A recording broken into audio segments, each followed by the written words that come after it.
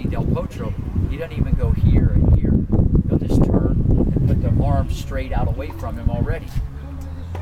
And so he does a little different. And Ferreira just turns and puts the racket like this right away. The kid from Spain. Most everybody else will do this and then shape it. But he has to have space. Remember? All right, so go ahead, space. And you should see him, as the ball's coming, you should see him like that. And I want him to hold on to the racket as long as he can. And if he feels rushed, if you feel rushed, it's not a bad thing because it's going to make him pull. It's been our experience. Now, if he's constantly late, then you got to clean that up. But when they wait longer, they have a tendency to fire the leg and hip and pull. When they let go too soon, ready position. Boom.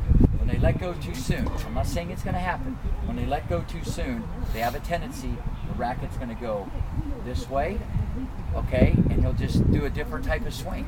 This only works if he pulls the racket when the strings are to the outside, as we talked about many times. If he pulls and he's 4 inches, go ahead and grab it. If he pulls the racket, okay, and the racket's there, that's not the stroke. See, the racket has to be, this is outside, that's inside. The racket doesn't flip when it's to the outside and he pulls the racket. Watch what the head does. It goes, watch one. See, I drive my leg and hip. Watch the head. It goes. Now watch. See how the racket did this movement? Now watch this. That's the head of the racket. But if the racket goes this way, say he does this and the elbow goes like that, then he's just swinging low to high like a semicircular swing, which people do, but you'll never see, none of the top guys do. Well, none of the guys really do that. You'll see a lot of juniors still do that. Guys that are doing kind of what we're talking about, they morph and they get this as they get bigger and stronger. Guys that are way off, they're screwed. They're screwed. They have an average forehand, even if they're pro. So ready position, turn. I already let go. He wants to let go. Lock it. See, to me, this is more important than anything for this guy. The key is this. When he goes to the outside, the racket has to be orientated this way. This is outside. If it goes like this, it won't work. So it's like he's better off just doing a different stroke. This is a whole different stroke. The stroke is shorter. It's going to be much quicker because the racket head is going faster, right? But if he doesn't feel this, see, you can just hear it. Look, watch. Yeah, you had him that way for yeah. First 2 months or whatever. Now watch this. This is bigger, longer. It's different sound. Look. Now watch this. See, it's all physics. See, the racket's going ch-ch, and that's what you see on the tour. It makes that movement. But that's the parameters. But he has to understand the concept. If it's to the outside, it won't go like this. He's not going to hit it like that. When he pulls it, it goes back to the inside, and that makes the racket go faster. Showtime. Makes you see how you're doing. That side.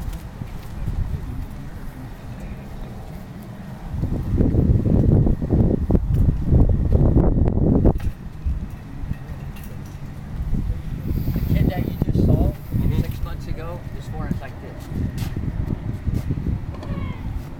That's the way he used to play. The kid from Mexico. He's like 1 in the 16s. He's pretty good. In Mexico? Yeah. That's like 80 in the United States, probably. I don't know what that's about. See, I like what he's doing. See, if he would do something like this, this is a very good foundation. Now, the big problem I have with him, is all coming back now, the left arm's it's much a concern. And I know I said it last time, didn't I? Yeah. The left arm. Yeah. This guy drives me crazy with this because he opens up. He's Mr. Opening up way too soon all the time. And that's why you see his chest too soon, his head flying. He will not let go. See, you got two things to do here. Either, you don't have to have it straight, but it should be somewhat crossed. When he swings the racket, by keeping the left hand here, two things happen. Fact. When he keeps his left hand in, there's a higher probability you'll stay into the shot longer. When he lets go of the racket and just puts his arm down, there's a more possibility he'll just open up too soon, and he's losing a lot of power. That's number one. Number two, when the left arm's across, okay, there's a higher probability you'll hit the ball more in front because you're staying into the shot early, or I'm sorry, longer. Now the problem with him, because he's a very herky-jerky, hyper type of guy, that's from what I've seen. The way to correct some of this, besides the left arm, you almost want him to look down at the ground after he hits the ball. People probably told him, keep your head still. See, he can't keep his head still. If he goes like this, I guarantee his head's gonna move. So I'm not saying the head should stay still. It's very hard for the kids to keep the head still or look through the back of the racket. Those are two things that would help this guy huge, because he needs discipline. That's what I see with this guy. He's a wild man, but that wild man could be good as you get older, because he's pretty courageous. So everything you've talked about, we've worked some on. We're not there yet. Really. Yeah. No. You guys have done a great job. I just see it. See, and I want him to purposely almost go like I'm grabbing someone. I would make him do the left arm like he's going to grab someone. I'm telling you, that's what I would do. But I like the stroke. You've been really working. Just stretch that left arm across, okay? Lock it, hold it. Again. Good. And if you see the racket head go like that, he's doing a lot of things right. If you don't see the racket head, look, flip. I'm not saying like flip at the ball this way. No, I totally okay, just totally making sure. Very good. The other problem I had, I don't know if you told him about the footwork or you showed him video. He's seen all of them. I'll regurgitate it again. I have an issue with all the kids when, if they have enough time, and I don't want to interfere with someone's coaching, because I tell this one kid, step into every forehand, because I didn't like what she was doing. And I'm sure she goes back to New York, someone might say, whoa. It's all situational, the speed of the ball, where you're at. But he keeps doing this. He'll go over there and he goes like this, and he hits cross court all the time. And I told him, semi or open all the time. But if he has enough time, he can step into the ball. I'm all for it. So you don't mind that? No, not at all. If he has enough time. Right. But it's this. That's what bothers me. Yeah, he does this bothers a lot. me too. Yeah. So, no, that's as good. long as you. But I love the fact that his elbow is not moving. The elbow doesn't move. These guys just extend it. They don't go like this. None of them. It moves. It's extended. So when you talk about the girls swing, when you coach the girls, you're not coaching them. You're coaching them the same way, right? Same way, pretty much the last 7-8 years. But a lot of them don't even want to go there. I mean, I had Dan, Madison Keys has a good forehand. They all just freaked out. They said, "I've never hit it with that much spin. My racket is so much faster. I love it, but I can't do it."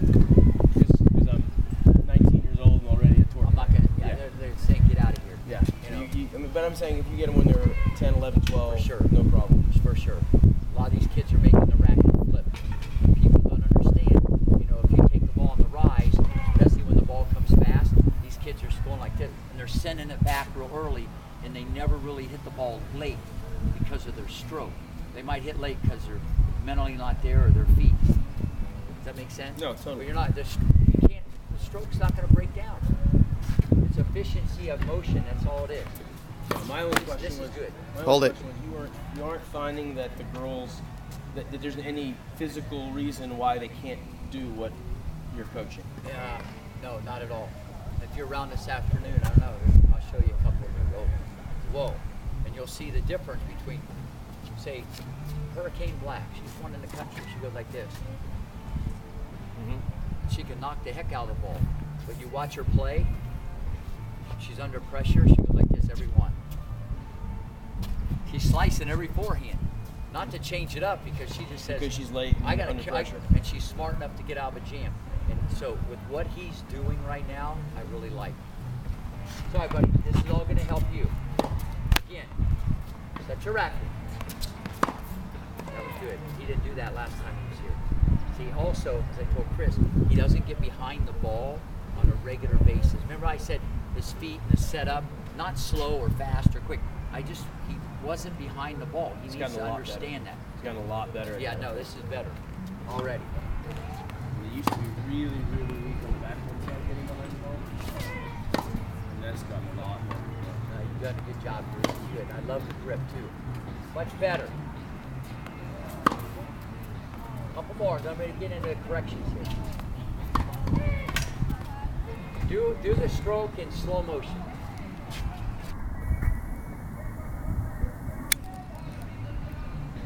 Okay, that was good. But what you want to have him practice? Come on up here. See, and that's what Chris said right at the beginning about the elbow. Go ahead and turn. And I'm talking way back. So look, I'm talking there. The more this turns, you got to make sure the elbow doesn't go behind. It's back. As long as it's not that. Yeah, you don't want that. Right. It's back. You got to get it back. Get it back. Now, Yeah. still want 90 here. Try to come to a 90-degree angle like the letter L. But what I want him to practice is this. Okay, see where the racket is? I want him to practice this movement. Look, he should be doing this 50 times a day on his forehand and backhand with the arm straight, okay, and just going 1, 2, 3. Because all the kids, even him, they all going to feel more comfortable. They're going to be like this. They'll feel like they're in here a lot. And so, as a result, see, this is still a little bent when he hits it. It's okay to have a little bend. Okay, yeah, it's okay to have a little bend in the arm, but he's still way too bent. And a lot of it's strength, and he's not used to this. So when he did the practice swing, watch this, because he's not back up a little bit. When he swings, okay, go ahead, just pull through smooth. See how his arm, like, but when the ball comes, he goes like this. Why do you think that is? Yeah, it's muscle memory, and he's trying harder. See here, he's just hitting through air, so he doesn't feel. He's kind of relaxed and letting it happen. So you see my arm.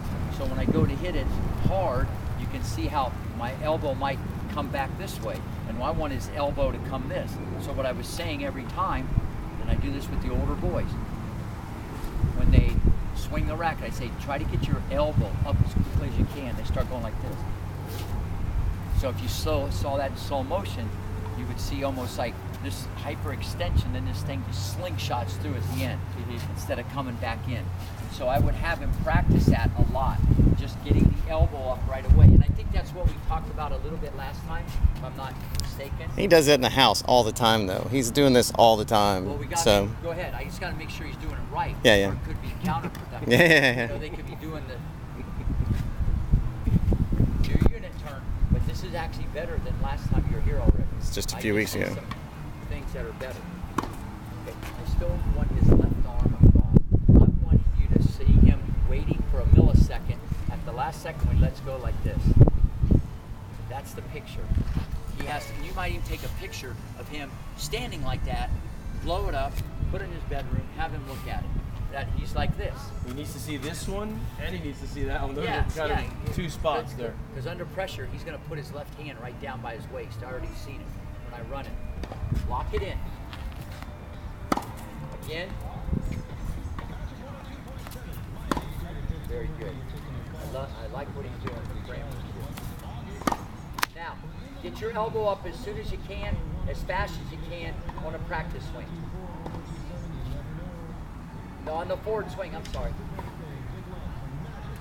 On your forward here, swing. From on here. But fast. Let her fly. Wait, look, do this. Lock in that. Load on the right leg. Now, get the elbow up as fast as you can and swing. Do it again. Does that feel like your stroke or a little different? Like how?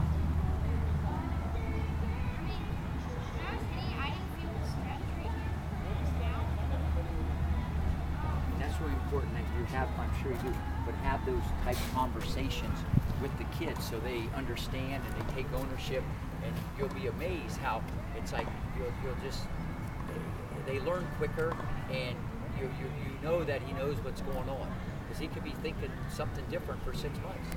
Who knows? I mean, I've had kids say, "Oh, I didn't know you meant that." Ready? Not bad. Stretch your left arm down that baseline after you let go. Grab something out there. You know what I mean? Wow. Good. Again. Grab something. Good. Cross court.